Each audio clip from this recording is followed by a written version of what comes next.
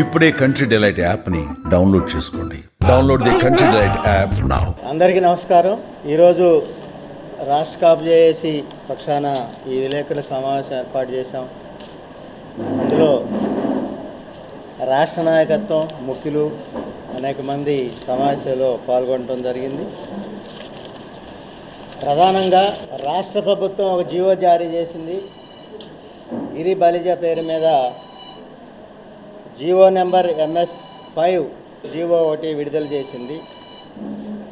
సోదర దొమ్మర కులస్తులను గిరి బలిజ పేరు మీద దొమ్మర కులస్తులకు గౌరవించే ప్రక్రియలో భాగంగా రాష్ట్ర ప్రభుత్వం జీవో జారీ చేయడం జరిగింది.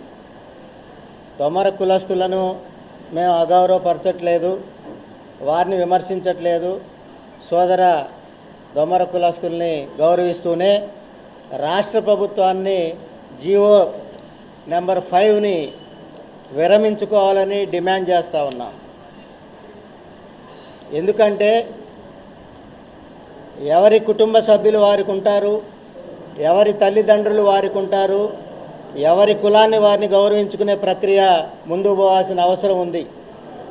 శ్రీకృష్ణదేవరాయలు వారసత్వంగా పిలువబడే బలిజ కులస్తులని అవమానించే విధంగా ఇప్పటికే దాదాపుగా 5 కులాలను బలిజ పేరు మీద రాష్ట్ర ప్రభుత్వాలు నామకరణం చేసి జీవోలు ఇవ్వటం జరిగింది. రీసెంట్గా 14/8/2025 సంవత్సరంలో గిరి బలిజ పేరు మీద ఇచ్చిన జీవో 5ని తక్షణమే కూటమి ప్రభుత్వం విరమించుకోవాలని తొలగించాలని డిమాండ్ చేస్తూ ఉన్నాం. కూటమి ప్రభుత్వంలో రాష్ట్రంలో ఇటువంటి ప్రక్రియ కొనసాగటం విచారకరం. మొత్తంగా చూసుకుంటే ఆంధ్రప్రదేశ్లో రాయలసీమ ప్రాంతంలో ఉన్న మా కుటుంబ సభ్యుల్ని బలిజలుగా మేము పిలుచుకుంటాం. శ్రీకృష్ణదేవరాయలు బలిజ కులస్తులుగా ప్రపంచం అంతా తెలిసిన విషయమే. ఈ పరిస్థితుల్లో దొమ్మర కులస్తులను గిరి బలిజ పేరు మీద జీవో ఇవ్వటాన్ని వ్యతిరేకిస్తూ ఉన్నాం, ఖండిస్తూ ఉన్నాం. ఈ మీడియా సమావేశంలో రాష్ట్ర ప్రభుత్వానికి డిమాండ్ చేస్తూ ఉన్నాం, తక్షణం జీవోని ఉపసంహరించుకోవాలని డిమాండ్ చేస్తూ ఉన్నాం. కూటమి ప్రభుత్వం రావటానికి ప్రధానమైన కారణం బలిజ కాపు వర్గాలు. రాష్ట్రంలో జనసేన అధినేత పవన్ కళ్యాణ్ గారి ఆధ్వర్యంలో వారు పిలుపునిచ్చారు బలిజ కాపు వర్గాలని. కాపు వర్గాలు పెద్దన్న పాత్ర పోషించాలి, SC ST BC మైనారిటీ వర్గాలకి ముందుండి నాయకత్వం వహించి రాష్ట్రంలో ప్రభుత్వ మార్పిడికి, అధికార మార్పిడికి తోడ్పడవాలి. తద్వారా రాష్ట్రంలో మెరుగైన పాలన, సుపరిపాలన అందిస్తాం అని కూటమి ప్రభుత్వం తరపున, కూటమి పక్షాన పెద్దలు సోదరులు పవన్ కళ్యాణ్ గారు పిలుపునిచ్చిన నేపథ్యం ఉంది. ఈ నేపథ్యంలో పవన్ కళ్యాణ్ గారు సోదరులు పెద్దలు జనసేన అధినేత వారి పిలుపు మేరకు బలిజ కాపు వర్గాలు పెద్దన్న పాత్ర పోషించాయి. ఆంధ్రప్రదేశ్లో అధికార మార్పిడికి బలిజ కాపు వర్గాలు తోడ్పాటునిచ్చాయి. దాదాపుగా 95% కాపు వర్గాలు పవన్ కళ్యాణ్ అంట పయనించాయి. రాష్ట్రంలో కూటమి ప్రభుత్వానికి ఏర్పాటుకి కాపు వర్గాలు దోహదపడ్డాయి. అటువంటి కూటమి ప్రభుత్వ ఏర్పాటుకు దోహదపడ్డ బలిజ కాపు వర్గాల మీద పదే దాడులు కొనసాగుతూ ఉన్నాయి. రాష్ట్రంలో అవమానించే ప్రక్రియ కొనసాగుతూ ఉంది. దానికి ఉదాహరణే జీవో నెంబర్ 5. దొమ్మరి కులస్తులను గౌరవించాలంటే వారికి ఏ పేరైనా నామకరణం చేయొచ్చు, వారికి ఏ పరిస్థితుల్లోనైనా రాష్ట్ర ప్రభుత్వం గౌరవించాల్సిన అవసరాన్ని కాపు వర్గాలు, బలిజ వర్గాలు తప్పుపట్టడం లేదు.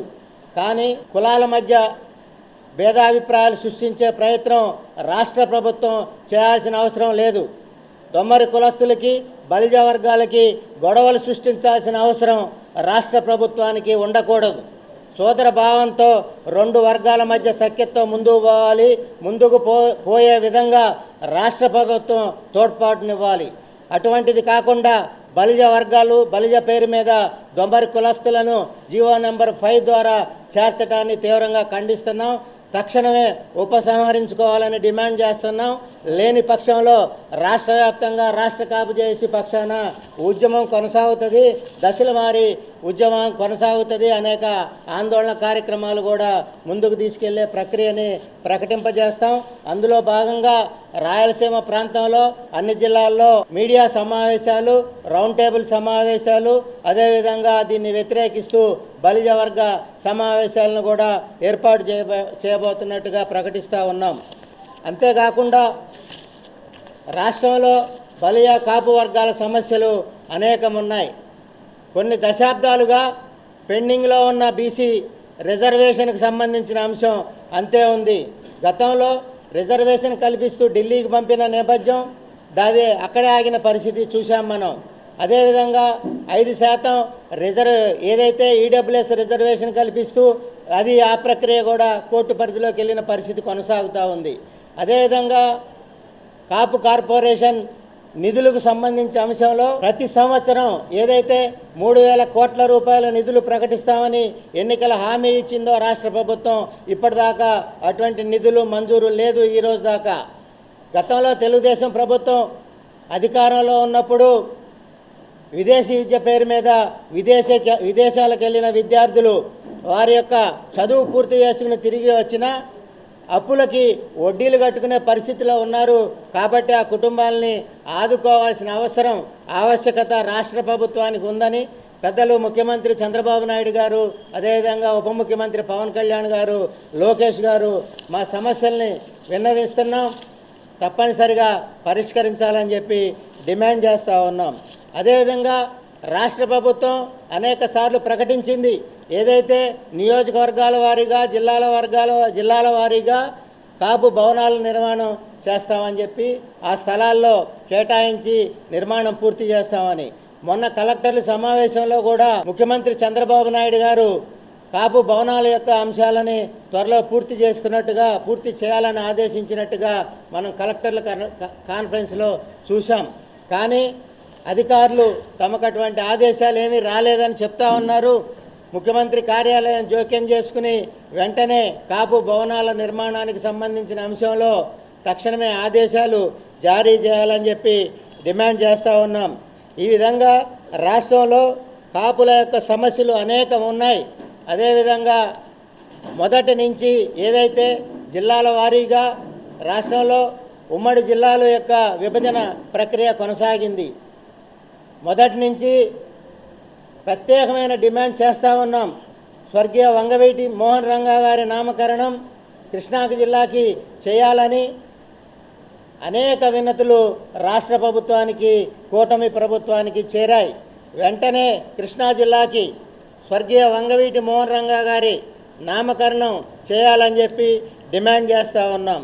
అదేవిధంగా రాజధాని పరిధిలో కన్నెగంటి హనుమంతరావు గారిది, అదేవిధంగా శ్రీకృష్ణదేవరాయలు గారి యొక్క విగ్రహాలని ప్రతిష్ఠించాలని పెద్ద ఎత్తున రాష్ట్ర వ్యాప్తంగా అనేక మంది కోరుతూ ఉన్నారు.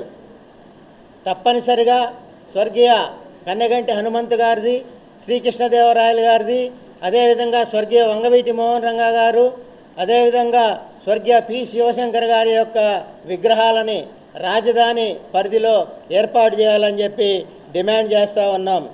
ఇట్లా ఈ విధమైన సమస్యలు, అనేక సమస్యలు, కాపు సమస్యలు పెండింగ్లో ఉన్నాయి. కూటమి ప్రభుత్వం వెంటనే పరిష్కరించాలి, జోక్యం చేయాలి. అదేవిధంగా 1,00,000 మంది కాపు ఉద్యోగులు రాష్ట్రంలో ఉన్నారు. దాదాపుగా 56,000 మంది పర్మనెంట్ ఉద్యోగస్తులు ఉండగా మరో 30,000 పైచిలకు తాత్కాలికమైన ఉద్యోగస్తులు పనిచేస్తున్న పరిస్థితి ఉన్నది. కాపు బలిజ వర్గాల యొక్క ఉద్యోగస్తులంటే నాన్ ఫోకల్కి కేర్ ఆఫ్గా మారిన పరిస్థితి ఉంది. కాపు ఉద్యోగస్తుల మీద ఎప్పటికీ విచక్షణ కొనసాగుతూ ఉంది. కూటమి ప్రభుత్వం అది తొలగించాలని చెప్పి ప్రత్యేకమైన డిమాండ్ చేస్తూ ఉన్నాం. ఫోకల్ స్థానాల్లో దామాషా ప్రకారం ఉద్యోగస్తులకి వెంటనే ఆ స్థానాల్లో భర్తీ చేయాలని చెప్పి డిమాండ్ చేస్తూ ఉన్నాం. ఈ విధంగా రాష్ట్రంలో కాపు బలిజ వర్గాల యొక్క సమస్యల్ని పరిష్కరించాలని డిమాండ్ చేస్తూ ఈరోజు ముఖ్యంగా ఈ విలేకరుల సమావేశం ఏర్పాటుకు ప్రధానమైన కారణం గిరి బలిజ అనే జీవోని తొలగించాలి. సోదరులు దొమ్మర కులస్తులకు ఇతర నామకరణం మీద జీవో ఇవ్వాలి. దొమ్మర వర్గాలను మేము గౌరవిస్తాం. వారికి మాకు ఎటువంటి భేదాభిప్రాయం లేదు. మా కోపం వల్ల, మా బాధ వల్ల రాష్ట్ర ప్రభుత్వం వ్యవహరిస్తున్న వైఖరి పట్లనే మా అభ్యంతరం. రాష్ట్ర ప్రభుత్వానికి, కూటమి ప్రభుత్వానికి కాపులంటే, బలిజలంటే కోపం ఉందా? నిజమా? ప్రేమ ఉందా? ప్రేమ ఉందా, కోపం ఉందా తేల్చి చెప్పాల్సిన అవసరం రాష్ట్ర ప్రభుత్వానికి ఉంది. కూటమి ప్రభుత్వాన్ని తేవటానికి ప్రధానమైన కారణం బలిజ కాపు వర్గాలైతే, ఈరోజు ప్రభుత్వంలో ఉన్న కూటమి ప్రభుత్వం కాపు బలిజ వర్గాల మీద కక్ష సాధింపు చర్య ఎందుకు తీసుకుంటుంది? ఈ రోజు దాకా బలిజ కాపు వర్గాల కోసం రాష్ట్ర ప్రభుత్వం తీసుకున్న చర్యలేంటో ఒక్కటంటే ఒక్కటి తేల్చి చెప్పాల్సిన అవసరం ఉంది. జనాభా దామాషా ప్రకారం ఎటువంటి పదవుల్లో కూడా కాపు వర్గాలకు న్యాయం చేయటం లేదు. కూటమి ప్రభుత్వంలో దామాషా ప్రకారం ప్రభుత్వం ఇస్తున్న నామినేటెడ్ పదవుల్లో సైతం కాపులకు అన్యాయం జరుగుతూ ఉంది. కాపులకు న్యాయం చేయాల్సిన అవసరం కూటమి ప్రభుత్వానికి ఉంది. కూటమి ప్రభుత్వం తెచ్చిన ఘనత కాపు వర్గాలది. కాబట్టే మేము చాలా గట్టిగా అడుగుతా ఉన్నాం కూటమి ప్రభుత్వాన్ని కాపులకి న్యాయం చేయాలని. కాపు ఉద్యోగులు, టీచర్లు అందరూ ఏకమైతే 56,000 మంది ఏ నియోజకవర్గాన్నైనా సరే మేము ఖచ్చితంగా స్తంభింపు చేస్తాం. మా బలగం అంత తేలిక లెక్కేది ఎవరో. చాలా మేము పవన్ కళ్యాణ్ మాట విని ఆయన కామ్గా ఉండండి అని చెప్తేనే ఉన్నాం. ఇప్పటికే ఆయనకి మళ్ళీ పవన్ కళ్యాణ్ గారికి మరొకసారి గుర్తు చేస్తున్నాం, మా విషయాలను మీరు పట్టించుకోవాలి. ఈ ప్రభుత్వంలో మమ్మల్ని చిన్న చూపు చూస్తున్నారు. మా బలిజ సంఘాలని, మా బలిజుల్ని రోడ్డు మీద వేయడం మంచిది కాదు. బలిజ అనే పదం ప్రతి కులానికి పెట్టేస్తున్నారు. సూర్య బలిజ అంటారు, వడబలిజ అంటారు, కృష్ణ బలిజ అంటారు. ఏ బలిజ పెడితే ఆ బలిజ అనే పదానికి వాళ్ళు ఇష్టమైపోయింది. ఇది మంచి పద్ధతి కాదు. ఒక ఉద్యోగ పక్షంగా మేము ఏం చెప్తున్నాం అంటే ప్రభుత్వాన్ని కాపలా కాస్తాం, కానీ మా యొక్క నీడ్స్ టీఏ కానీ, డిఏ కానీ, పిఆర్సీ కానీ, ఏరియర్స్ కానీ ఏమీ ఇవ్వట్లేదు. ఏదన్నా రేపు చూద్దాం, మాపు చూద్దాం అంటున్నారు. ఇది మంచి పద్ధతి కాదు. పవన్ కళ్యాణ్ గారు మీరే ఆలోచించండి. మీ మాట విని 15 నెలలు మేము ఓపిక పట్టాం. మా ఉద్యోగ సంఘాలు అందరూ కూడా మీ మాట మీద విలువిచ్చి సిపిఎస్ మీరు రద్దు చేస్తాం, దాని పరిష్కారం చూస్తామన్నారు. ఇంతవరకు ఎలాంటి సందేశం రాలేదు. కాబట్టి వినయపూర్వకంగా మిమ్మల్ని అడుగుతున్నాం, రాష్ట్ర ప్రభుత్వాన్ని కూడా వినయపూర్వకంగా అడుగుతున్నాం. మాకు రావాల్సిన కాపు సంబంధించి రాష్ట్రంలో 5 ఎకరాల పొలం అడిగాం. ఎందుకంటే తెలంగాణ వాళ్ళు 7 ఎకరాలు ఇచ్చారు, ఇక్కడ 5 ఎకరాలు కూడా ఇవ్వట్లేదు. ఇంకా ఆఖరికి శ్రీకృష్ణదేవరాయలు, ఇవాళ శ్రీకృష్ణదేవరాయలు లేకపోతే ఈ ప్రభుత్వంలో బలిజులు, కాపులు, తెలగ, ఒంటరి వీళ్ళందరికీ ఆయనే ఆది గురువు. అలాంటి వ్యక్తికి ఇంతవరకు మీరు న్యాయం చేకూర్చలేదు. ఆయన పేరు కూడా పెట్టలేదు. ఆయన పుస్తకంలో ఆయన పాఠాలు కూడా తీసేశారు. అట్లాగే వేదిక మీద ఉన్న కాపు, తెలగ, బలిజ, ఒంటరి పెద్దలు, మిత్రులు, సోదరులందరికీ నమస్కారం. కాపు కులం అనేది ఆది నుంచి నిర్లక్ష్యానికి గురవుతూ ఉంది. అదే కాకుండా ఒక అంటరానితనంగా కూడా దీన్ని పరిగణించే పరిస్థితి ఉంది. మరి ఈ కులానికి ఏ కులమైనది, ఏ చిన్న కులమైనా ఏదైనా మాకు ఐడెంటిటీ కావాలంటే కాపు కులం తగిలిస్తేనే ఐడెంటిటీ వస్తుంది అన్నట్లు ప్రభుత్వాలు కూడా వ్యవహరిస్తూ ఉన్నాయి. ఇందాక పెద్దలు చెప్పినట్టు 5-6 కులాలకి ఈ బలిజ అనే ట్యాగ్ లైన్ తగిలిస్తాం. ఇక వాళ్ళని ఈ కులస్తులుగా గుర్తించాలని చెప్పి వాళ్ళు అనుకోవటం. అట్లాగే ఈ సంఖ్య పెరుగుతుంది కానీ రిజర్వేషన్లు కల్పించాలని చెప్పి ఏనాటి నుంచో ఉద్యమాలు జరుగుతూనే ఉన్నాయి. సుమారుగా 50-20 సంవత్సరాలుగా. మరి గత పాలకులు మరి ఈ రిజర్వేషన్ని 1955 ముందు రిజర్వేషన్లు ఉన్న రిజర్వేషన్ని ఒక సామాజిక వర్గానికి సంబంధించిన నాయకుడు ఆ రిజర్వేషన్లని తీసేయటం. మరి అట్లాగే మహానాయకుడు వంగవీటి మోహన్ రంగా గారు మరణానంతరం బాధ్యత కలిగిన ఒక ప్రజాప్రతినిధి, కృష్ణా జిల్లాలో ఉన్న ప్రజాప్రతినిధి, వీళ్ళేంటి ఇంత ఉద్యమం చేయటం ఏంటి, వీళ్ళు ఎవరని చెప్పి రాజీవ్ గాంధీ గారు అడిగితే వీళ్ళు కోస్తా జిల్లాలో ఈ సముద్రపు దొంగలీళ్ళు, మరి వీళ్ళ ఉద్యమాలను మనం పట్టించుకోనే పని లేదని ఆ రోజున ఆ మాటలు కూడా నడిచినాయి. అంటే ఈ కులాన్ని ఏ రకంగా మీరు చూస్తున్నారు? మమ్మల్ని కూడా ఊరి బయటికి తోసేయాలనే ఒక ఆలోచన ఏమన్నా గత ప్రభుత్వాలకు కానీ ఉన్న ప్రభుత్వాలకు కానీ ఏమన్నా ఉందా? మమ్మల్ని ఎందుకు చిన్న చూపు చూస్తున్నారు?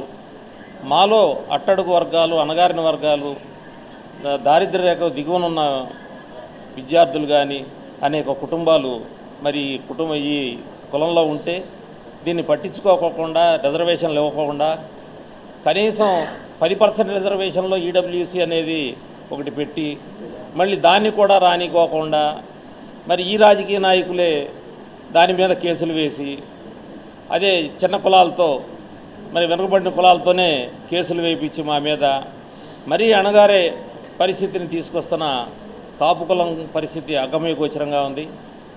ఖచ్చితంగా వాళ్ళకి ఎన్నికలు వచ్చిన తర్వాతే కాపులు కనపడతా ఉంటారు, ఎన్నికల తర్వాత మరి కాపుల్లాగా తోలేస్తూ ఉంటారు.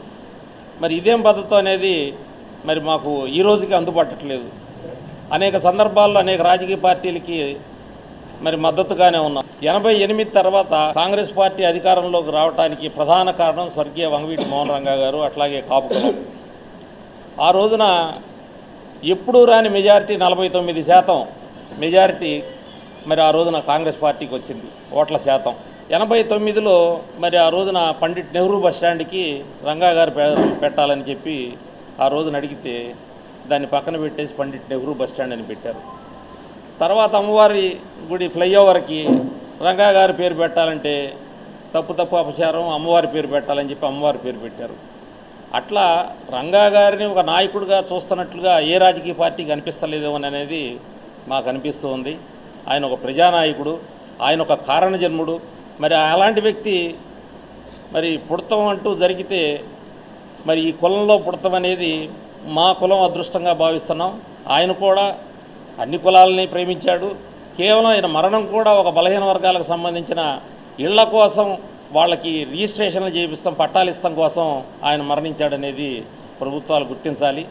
మరి ఎన్నో సంవత్సరాలు 7-8 సార్లు శాసనసభ్యుడైనా, మంత్రులు చేసినా, పార్లమెంటు సభ్యులు చేసినా ఎవరికి రాని ఘనత ఆయన ఒక్కడికే వచ్చింది. 4 రోజులు విజయవాడ, కృష్ణా జిల్లా రాష్ట్రం అంతా స్తంభింపజేసి 4 రోజులు కర్ఫ్యూ పెడతామనేది ఏ రాజకీయ నాయకుడికి వస్తుంది, ఏ సేవ చేసిన వాళ్ళకి వస్తుంది అనేది ఈ మీడియా ద్వారా ప్రభుత్వాలను ప్రశ్నిస్తున్నా.